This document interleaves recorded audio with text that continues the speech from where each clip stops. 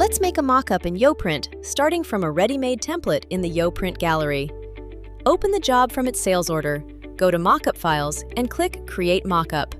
In Templates, open the YoPrint Gallery and browse the layouts. We'll use the front and back T template here.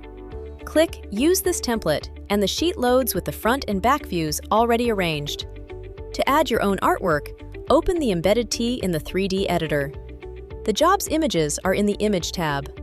Clear the placeholder on the front, then place your first image. Resize it with the corner handles and move it onto the print area.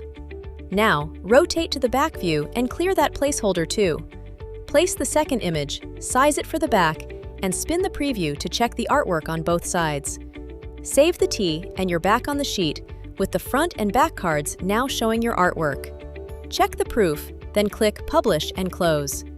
YoPrint saves the mockup back to the job, ready to show your customer. That's the YoPrint Mockup Creator. Try it on your next job.